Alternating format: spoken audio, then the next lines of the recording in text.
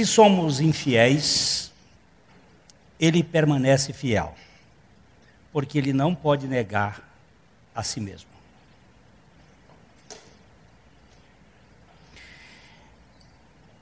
Por isso que ele disse: tu és sacerdote para sempre, segundo a ordem de Melquisedeque. Onde é que está isso? Salmo 110, 4. Danilo, você dá uma lida nesse texto.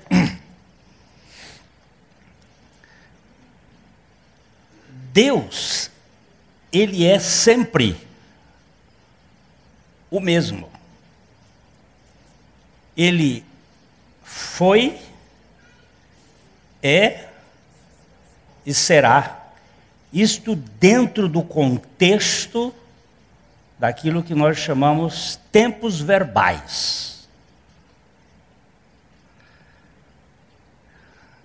Passado, presente e futuro é só para nós que estamos no espaço e no tempo. Para Deus, ele é o sempre eu sou.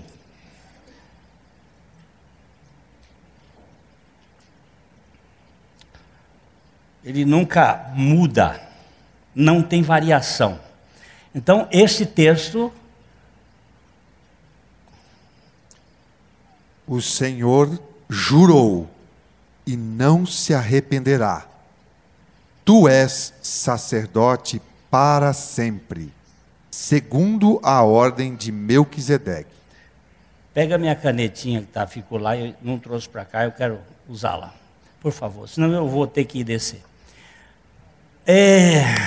Tu és sacerdote para sempre. Sempre é advérbio de tempo. Sempre, para nós, está ligado à temporalidade. Mas ele transcende. Ele transcende a esse conceito. Tu és sacerdote para sempre, segundo a ordem de Melquisedeque. Temos aqui tentado conhecer um pouquinho da graça, da revelação do sacerdócio de Melquisedeque.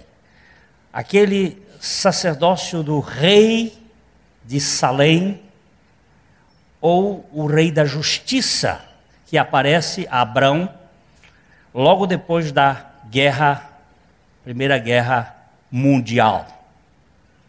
A guerra entre os reis da Babilônia e os reis do Vale de Sidim.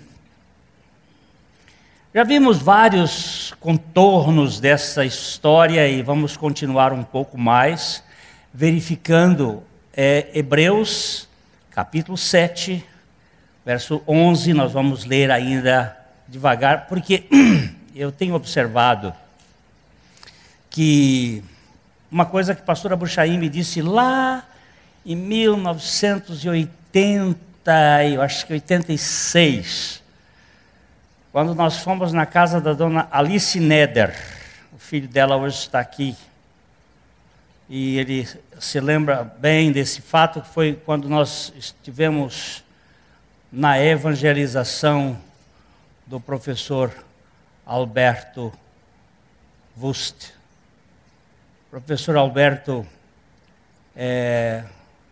estava com dúvidas teológicas, um homem extraordinário, professor da universidade,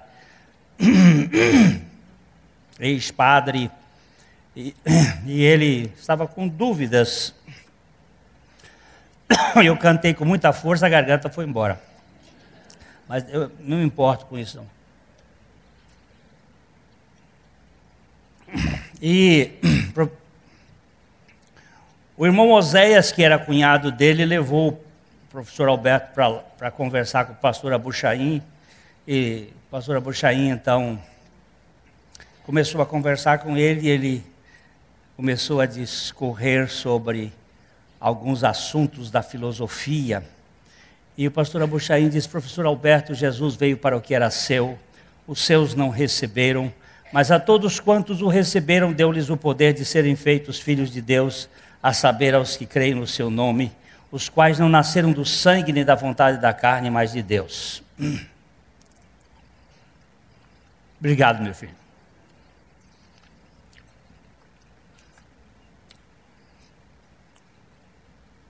E daí?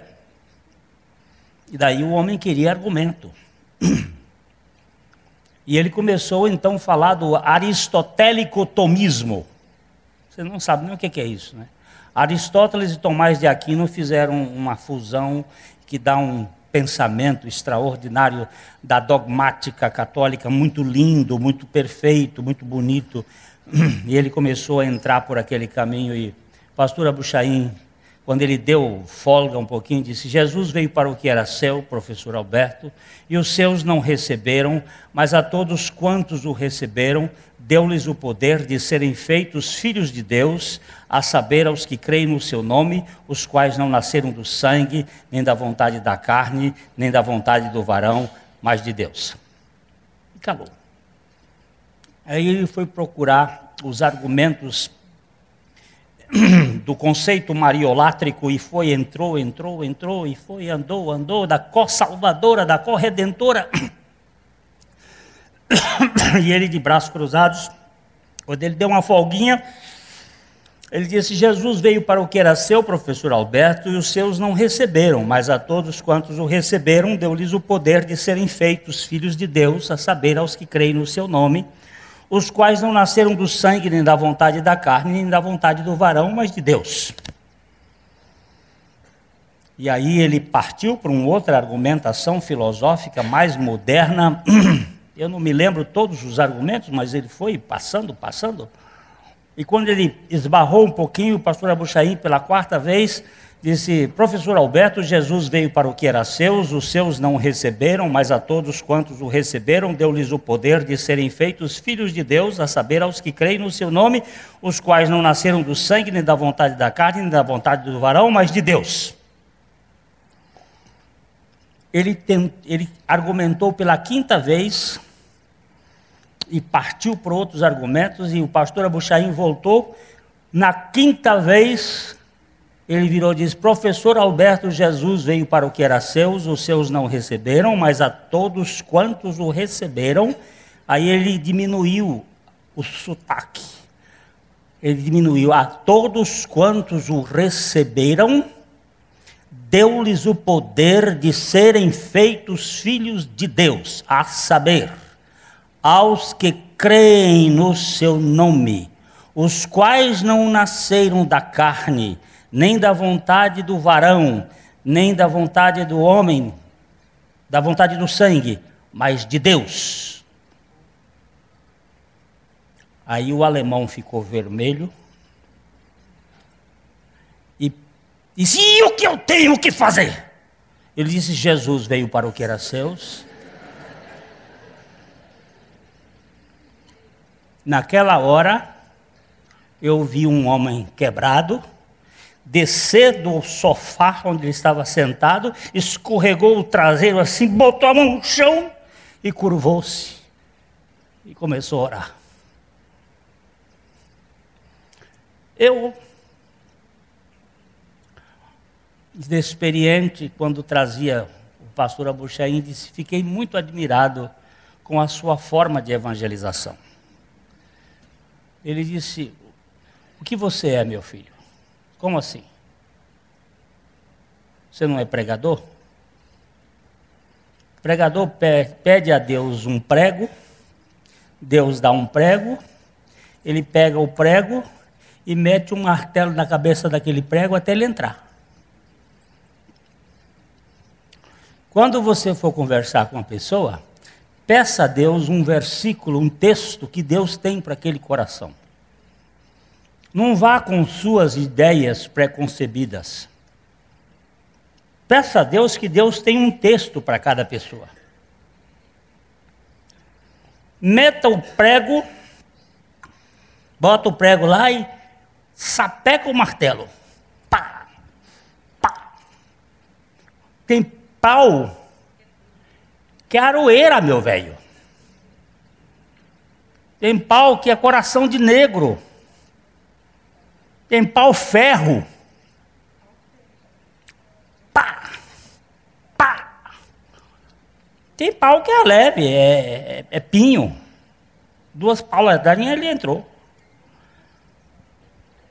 O negócio é o seguinte, a gente tem uma mania de querer pregar coisa nova para o povo. Enquanto não entrar o prego, não larga. Ele disse, sabe o que acontece? Aí ele foi me explicar. Os pregadores começam a botar uma tábua aqui, bate um preguinho aqui, não entrou de novo, bota outro aqui, bate, não entrou de novo, ficou ali. Aí todo mundo que senta rasga as calças. Fica aí dando trabalho. Nós pegamos um prego que Deus mandou sobre o sacerdócio de Melquisedeque. Nós vamos largar ele até enquanto não esmiuçar esse negócio aqui e não entrar no coração. Sabe por quê? Porque vento de doutrina carrega as pessoas para um lado e para o outro e tira de Cristo. E toda obra do Evangelho é Cristo da cabeça aos pés.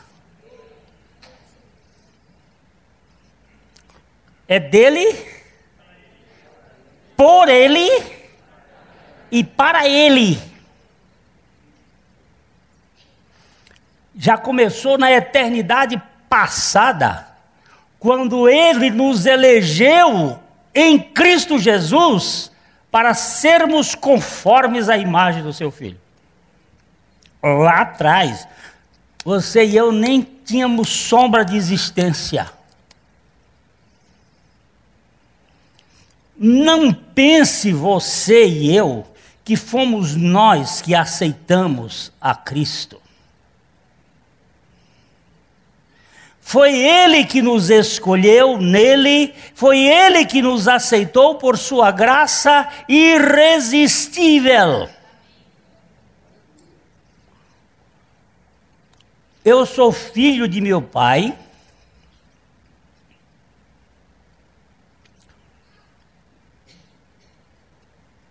Não porque eu quisesse ser filho dele.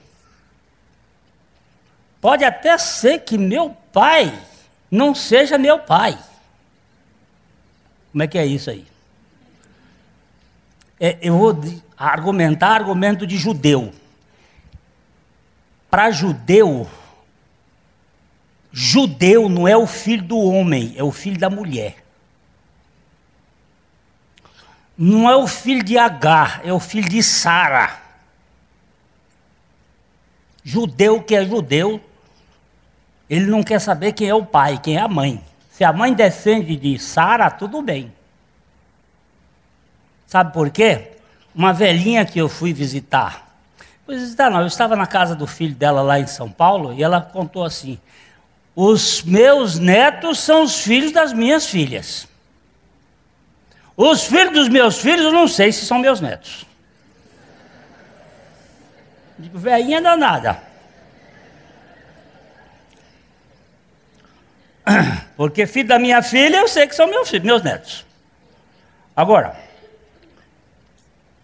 eu não sou filho de meu pai, de minha mãe, porque eu quisesse ser. Eu sou filho deles porque eles quiseram.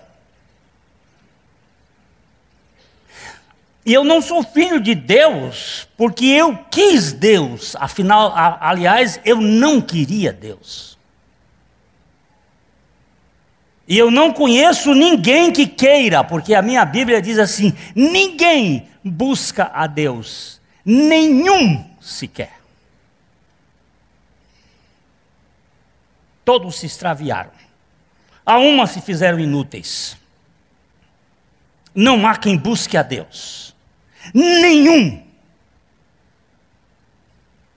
Se você e eu o estamos buscando, é porque Ele nos buscou primeiro. Foi Ele quem nos buscou. Isso é evangelho, não estou falando de religião.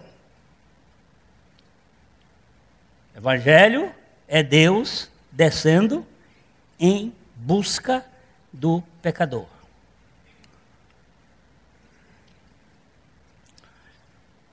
Por isso, no Evangelho, nós temos gratidão permanente.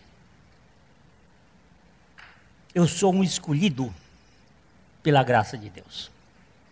Então, capítulo 7 de Hebreus, versos 11, nós vamos até o verso 19. Depois a gente vai andar um pouquinho mais. Isso aqui nós passamos domingo passado, mas não chegamos ao fim. Por isso estamos voltando, e o prego vai ser batido, viu?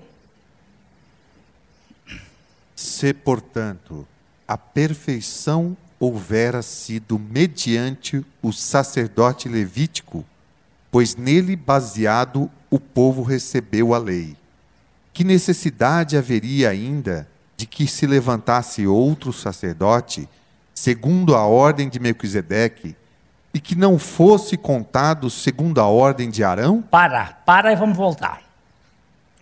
Se, portanto, a perfeição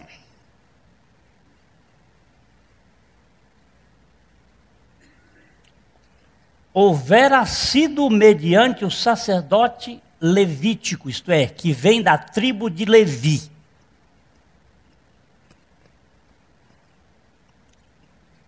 Essa tribo foi escolhida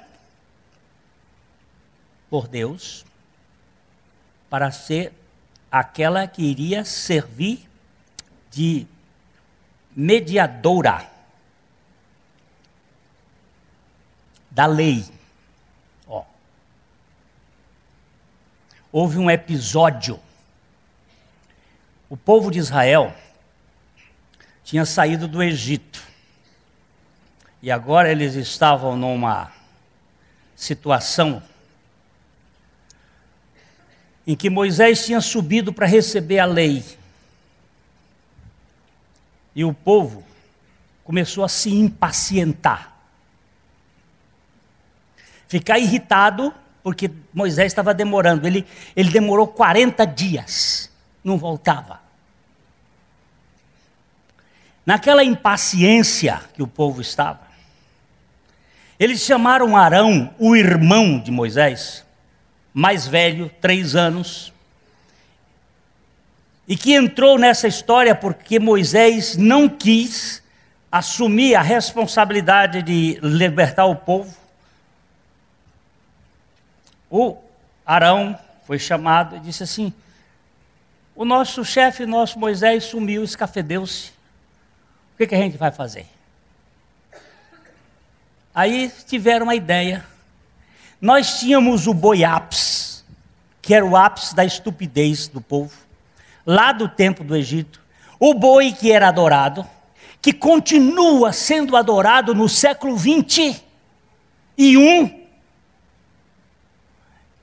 lá na frente,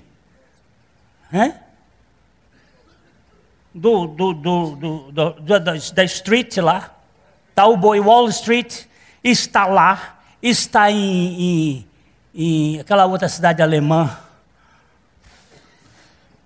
está em Londres, está em Paris. Ele tem o boi ápice, que é o símbolo do poder econômico.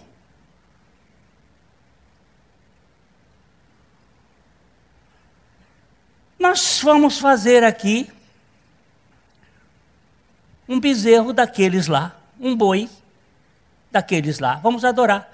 As mulheres tiraram os brincos, os colares, e aí Arão pegou aquilo, botou no fogo, fez um molde e botou aqueles bichos lá, aquele ouro derretido. Ainda teve a coragem de dizer: nós jogamos isso lá e ele apareceu. Surgiu o tal bezerro. Depois vocês com cuidado vão estudar, que esse bezerro depois volta no tempo de Jeroboão, e ele fica, e ele vai, vem, o bezerro, ele é o bezerro de ouro. Quando Moisés vem descendo com as duas tábuas de cima do monte, que ele vem descendo, chega lá numa certa altura, ele começa a escutar uns cânticos. E ele diz assim, é alarido de guerra. E Deus disse, não, vai ver o povo lá como é que está. Chegou lá, eles tinham sentado para comer e se embriagar e estavam festejando o bezerro de ouro. Foi aí que a tribo de Levi foi escolhida, porque eles pegaram e mataram um bocado, 21.000. Aí Deus selecionou a tribo de Levi para ser os medianeiros da lei. Mas se pela lei nós pudéssemos alcançar a perfeição, por que seria necessário que se levantasse outro sacerdote segundo a ordem de Melquisedeque, que Melquisedeque vem 430 anos antes da lei?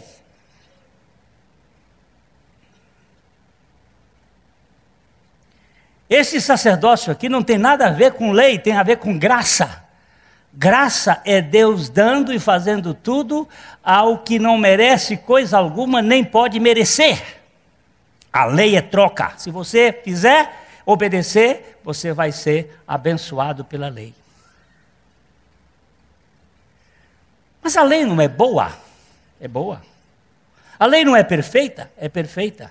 Mas a lei do lado de fora, para um carnal do lado de dentro, não tem funcionalidade nenhuma. Lembra-se que domingo passado nós falamos sobre a escola dominical das lagartas?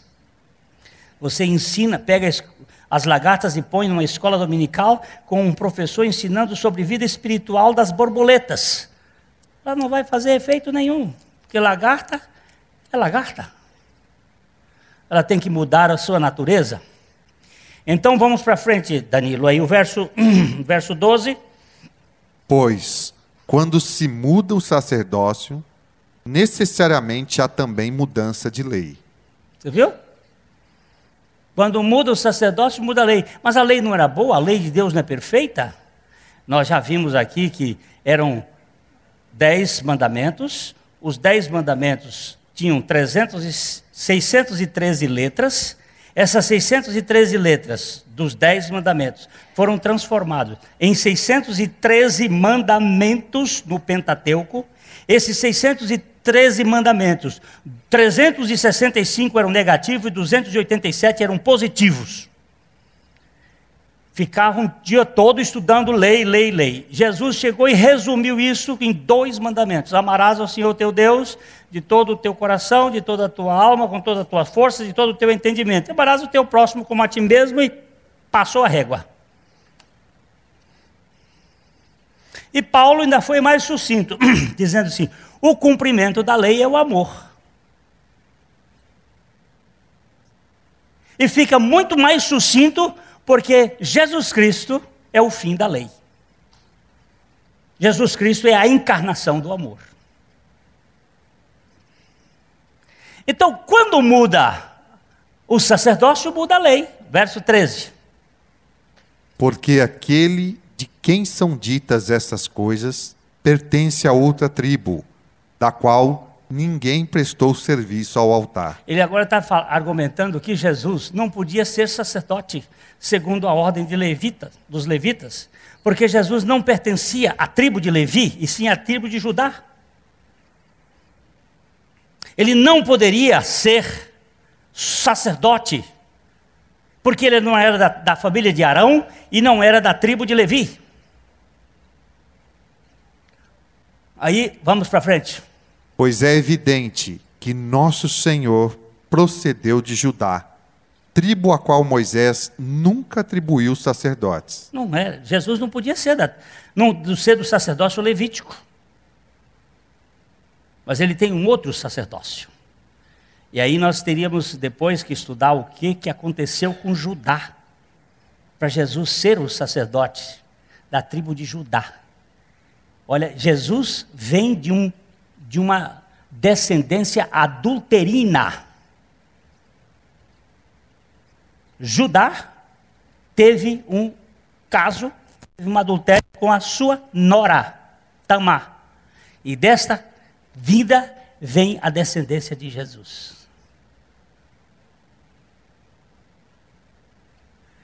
Tem 4 mulheres na vida do ministério, na genealogia de Jesus, que a melhorzinha levantou o cobertor do rapaz, que foi a Ruth. A outra era uma prostituta, a outra era uma adúltera, 2 adúlteras. Porque para ele vir aqui, ele tinha que nos encontrar na nossa natureza. É isso que nós queremos chegar daqui a pouco ali. Vamos lá. E isto é ainda muito mais evidente quando, à semelhança de Melquisedeque, se levanta outro sacerdote. É preciso que viesse outros sacerdotes de uma outra ordem, não daquela ordem de comportamento externo, de conduta de aparência, que é aquilo que Jesus chamou de sepulcro caiado. Essa turma que é bonitinha por fora, mas por dentro é pão bolorento. E ele não entra nessa conversa comigo nem com você. Você pode, isso aí entra em igreja.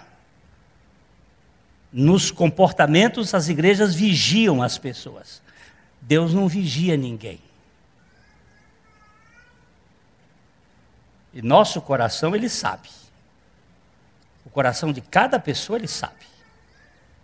Eu posso enganar o Alcides, mas a Deus não. Eu posso me enganar, mas a Deus não.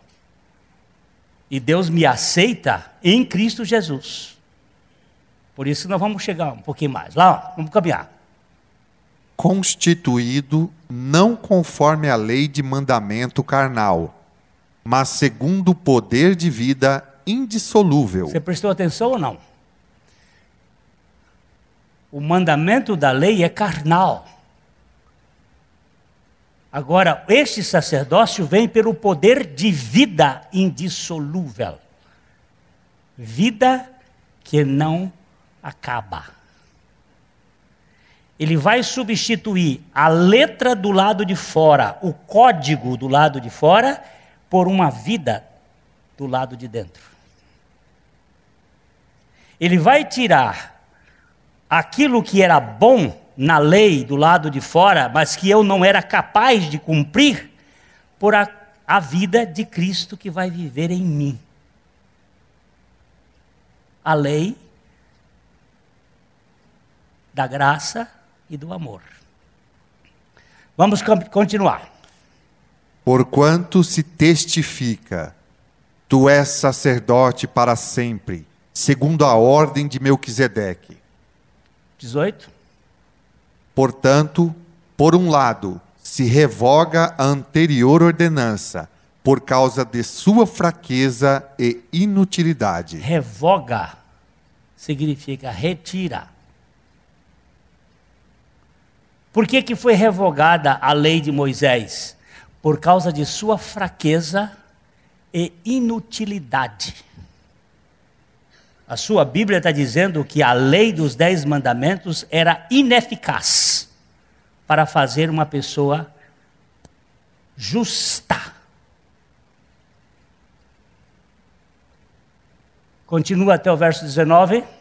Pois a lei nunca aperfeiçoou coisa alguma, e, por outro lado, se introduz esperança superior, pela qual nós chegamos a Deus. Ela é inútil, ela é fraca, ela nunca aperfeiçoou homem algum, mas ela tem uma virtude. Ela introduz uma esperança.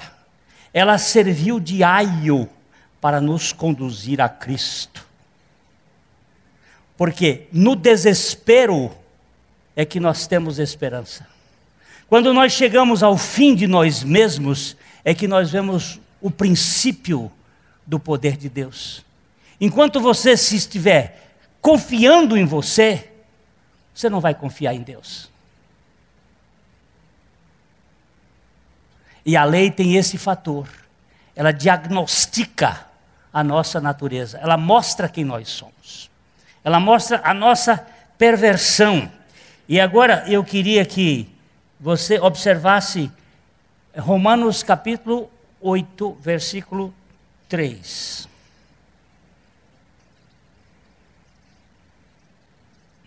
Que foi onde nós paramos, e vamos andar tão pouquinho, mas não tem problema.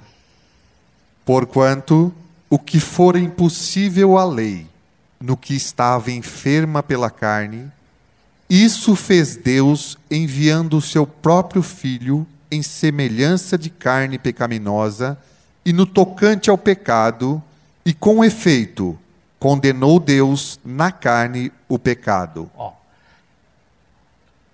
Porquanto que fora impossível a lei. Veja essa versão bíblica aqui. A lei não tinha poder, porque tinha sido enfraquecida pela nossa condição carnal e pecadora. Mas Deus fez o que a lei não podia fazer. Ele enviou o seu próprio Filho para a terra, com um corpo semelhante ao nosso, um corpo humano e sujeito ao pecado. E Deus o enviou como sacrifício pelo pecado. E assim, por meio desse sacrifício humano, Deus condenou o pecado na carne. Que coisa mais extraordinária. No domingo passado tinha um rapaz aqui, que ele ficou muito perturbado com esse negócio. E perturba mesmo, porque não cabe na nossa cabeça. Deus sabe que você não pode fazer aquilo que Ele determinou para você fazer. Você não pode deixar de matar, porque quando você odeia uma pessoa, você mata. Quando você odeia sua sogra, você já matou a sogra. Você é assassino.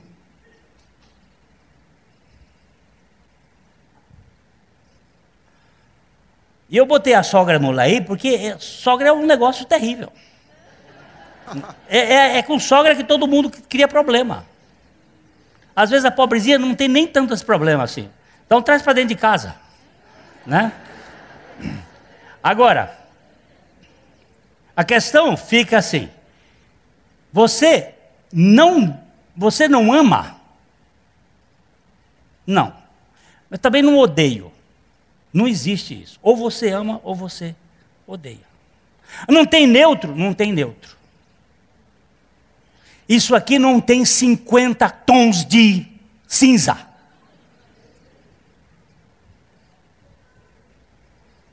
Isso aqui não existe cinza.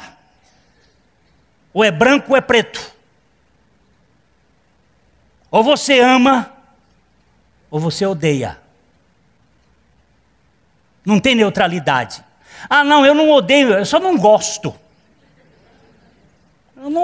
Meu santo não vai com o dele. É? Você não precisa conviver com ele. Mas se ele precisar de você, você tem que morrer por ele.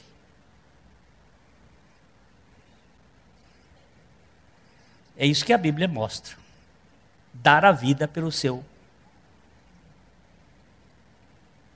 Então, a lei não podia fazer porque a lei estava impossibilitada pela fraqueza da carne. Mas agora ela saiu do código externo para a transfusão de uma vida. Saiu de uma norma do lado de fora para a normalidade da vida divina do lado de dentro.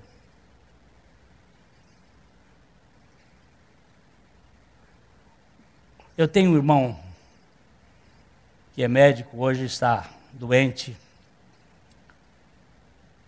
limitado, mas foi um grande médico.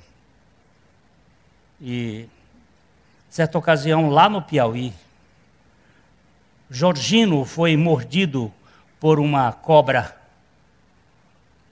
jararaca, picado na perna, gangrenou. Piauí, 1957, no interior do estado, num canto, estava ele e meu tio, que era médico também, cirurgião no Rio de Janeiro, estavam lá. O único jeito para salvar esse rapaz é amputar a perna, mas não temos anestesia aqui. Depois, se você quiser ver uma mensagem pesada, mas muito profunda, é o perfil de um insensato, em que um médico judeu amputa o braço e a perna de Charles Colson, no frio, no seco. Foi assim que Jorginho foi amputado. Mas aí tinha que perder sangue e pegar um Aristóbulo, um dentista que havia lá, que tinha O positivo, e fez um garrote de lá para cá, de trás para cá, para fazer o sangue do Aristóbulo passar para o outro, para não deixar morrer, enquanto serravam, depois de um tempo, e cortar aquilo no seco, e depois queimar com enxada fervendo, em brasa, para cauterizar. Agora você presta atenção nisso.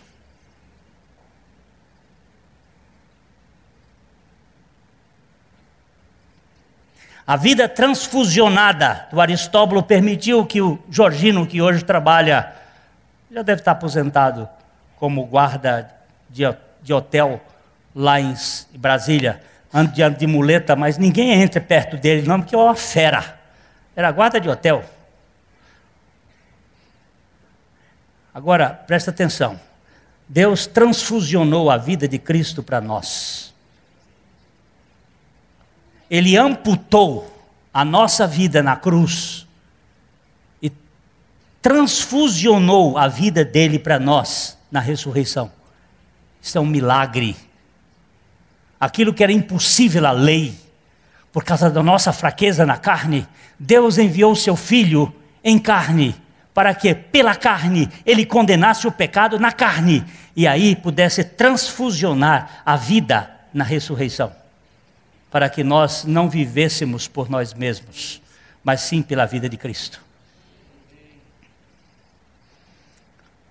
Ela está aqui, e ela me contou uma história, a Lívia me contou uma história de uma amiga dela lá de Brasília, que estava com uma cobra, criando uma cobra, uma jiboia. Tem muita gente que cria cobra. Eu quero dizer para você que cobra é o único animal que não tem afeto pelos filhos. Eu levei uma carreira essa semana passada de um casal de quero-quero. Eu fui passando lá na minha rua, perto do lugar onde ele fez a ninhada. Quando eu vi, foi bum, bum, bum, bum, saí correndo. Os dois vieram em cima de mim. Filho de cobra, quando já nasce por conta própria. Vai embora. Não tem afetividade. Tem peixe que bota o filhote na boca. Tem jacaroa. Eu não sei como é que é o feminino do jacaré. Jacaré é fêmea. Carrega o filhote. Todos os bichos, menos cobra. E essa moça criou uma cobra. E passado um tempo, a cobra não queria comer rato. Estava enjoada de rato. E um dia ela acordou, a cobra está deitada na cama com ela, no comprido. No outro dia ela acordou, a cobra estava deitada no comprido. No terceiro dia ela está no comprido, e ela disse: a minha cobra está doente, não come rato e ela está dormindo aqui.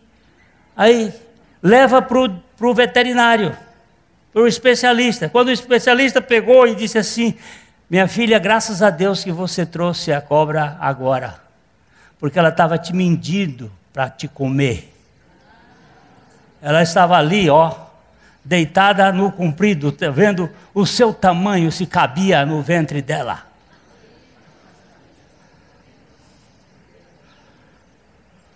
Tem uma cobra que quer te comer. com as mentiras do inferno, a serpente,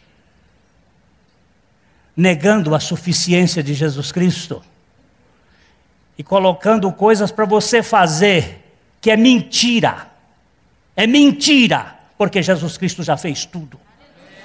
Uma obra completa ali na cruz que pode libertar você, mas ele fica te medindo, deitado na tua cama, contigo,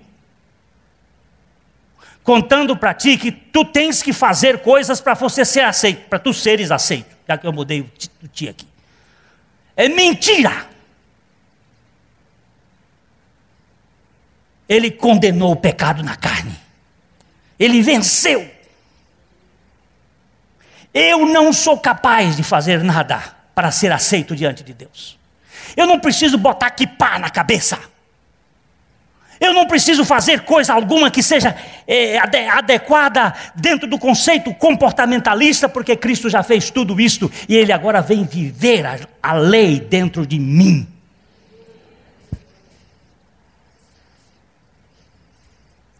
Não é que eu não vou matar mais, agora eu vou amar. Não é não matarás, é amarás o teu próximo como a ti mesmo.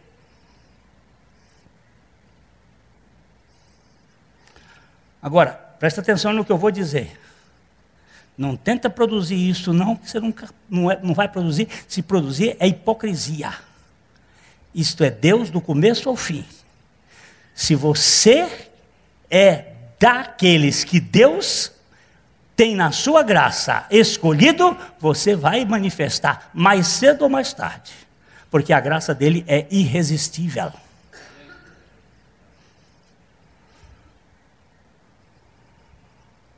Às vezes demora, o pau é duro. Eu falei daqui de aroeira.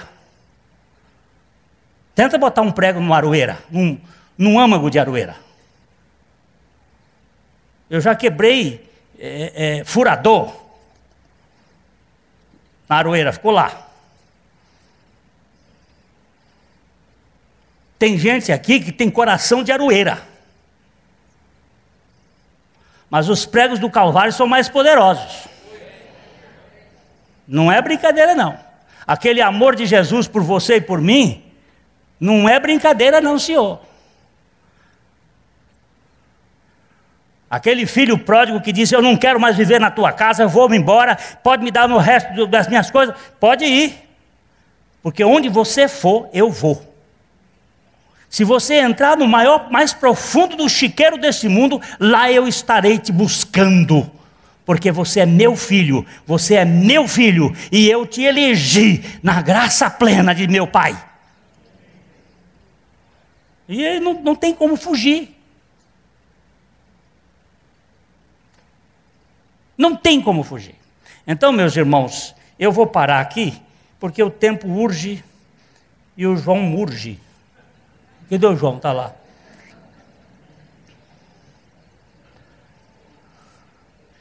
Queridos, eu só queria deixar com você uma coisa, Hebreus capítulo 10, verso 14, para acabar, para acabar essa história hoje, a gente acaba aqui. Hebreus 10, 14. Porque com uma única oferta aperfeiçoou para sempre quantos estão sendo santificados. O que aconteceu? O que disse lá no capítulo 7? Que a lei nunca aperfeiçoou coisa alguma? Não disse? Disse ou não disse? Se lembra ou não lembra? Não, vamos. Onde é que está o versículo? Olha aí como não lembra. Hebreus 7,19. Procura aí, ligeiro. 7. Pois a lei nunca aperfeiçoou coisa alguma.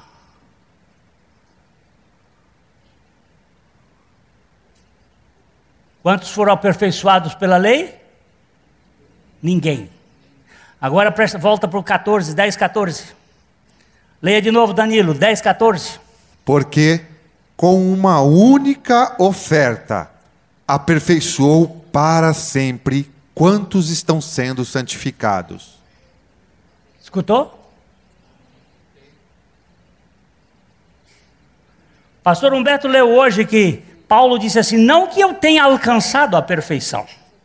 É verdade, mas uma coisa eu faço. A perfeição já me alcançou. E eu prossigo para o alvo da soberana vocação de Deus em Cristo Jesus, nosso Senhor. Com uma única oferta. No Velho Testamento, era oferta todos os dias, de manhã e de tarde, às 9 horas da manhã, às 3 horas da tarde. Oferta de manhã e de tarde, todos os dias, por si, pelos os sacerdotes e pelo povo. Jesus com uma única oferta, que começou às 9 da manhã e terminou às 3 da tarde. No começo do primeiro sacrifício, no começo do primeiro sacrifício, no começo do segundo sacrifício, ele cruzou os 2 sacrifícios, 6 horas, com uma única oferta, que aperfeiçoou para sempre. Forever and ever. Aleluia, aleluia, aleluia, amém. Agora você vai escutar o Messias de Handel e vai verificar que ele está cantando o aleluia por causa deste texto que está dizendo, ele com um único sacrifício realizou uma única oferta, uma salvação, uma redenção perfeita e total. Só para você ter uma noção, Handel estava há 17 horas desmaiado, por fome, porque não estavam pagando a ele, ele era sustentado pelos mecenas. Ele estava com fome. Ele desmaiou, ficou 17 horas desmaiado com fome. Quando ele acordou daquele desmaio, ele tinha visto a glória de Deus. E a glória de Deus está na face de Cristo. E foi aí que ele compôs aquele final do aleluia. 4 horas para você escutar todo o Messias de Handel. Vocês são capazes de ficar 4 horas escutando uma estúpida de umas cantoras que vem aí o Brasil?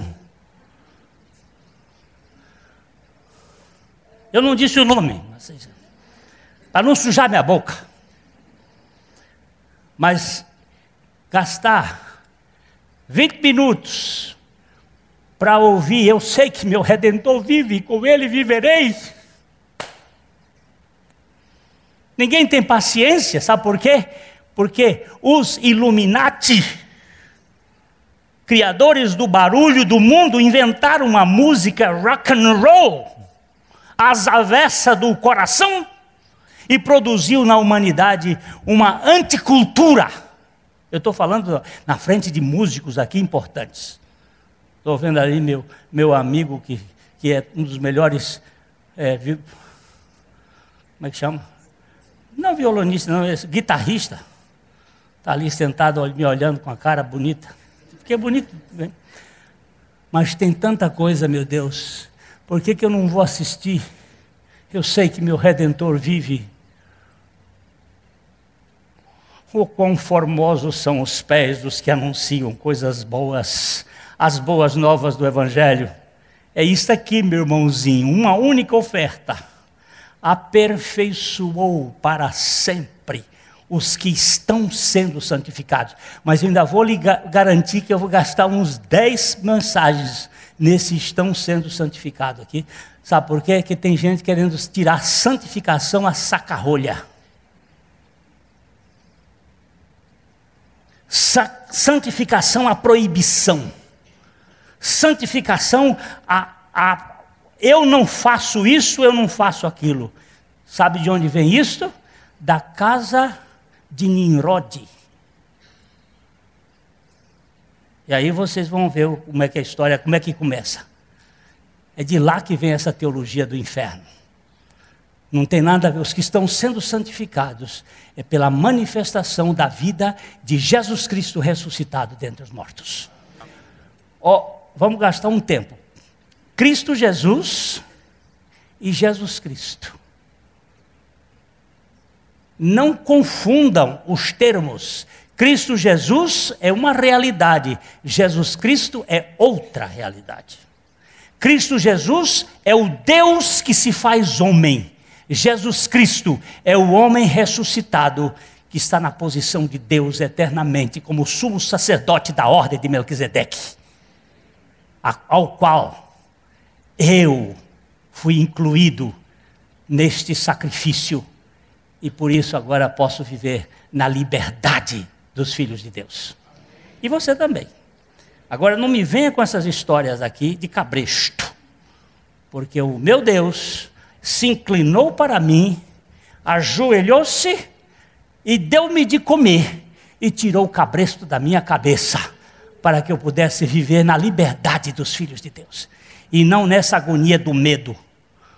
Essa semana eu estava sabendo de uma senhora, de uma moça que está numa determinada religiosidade por aí, em que ela disse para a outra assim: vá para aquela igreja, eu não posso sair daqui, porque aqui, se eu sair, vai ser uma catástrofe. Mas vá, porque aqui é muito pesado. Aqui é muito pesado. Vá para outro lugar, onde seja mais leve. Tem muita gente que fica com medo, porque foi criado dentro de regimes educacionais sob peso, sob culpa, sob vergonha. Não, meu amigo, eu não quero um sistema que me ponha medo, vergonha, culpa, interesse, dever. Eu quero viver num lugar onde o amor seja escancarado, onde eu possa entrar e dançar, porque eu fui aceito incondicionalmente pela graça de Deus em Cristo Jesus. Fora disso, não me venha com firulas. E olha, um ano bem abençoado por você. Essa história de 13, que 13 não é bom número, isso tudo é mentira. Judeu não tem 13 nos andares dos prédios deles. 12, 14. 13 sumiu. Vem lá da Babilônia. Eu gosto de 13. Um 13 é bonito, é bem ajeitado.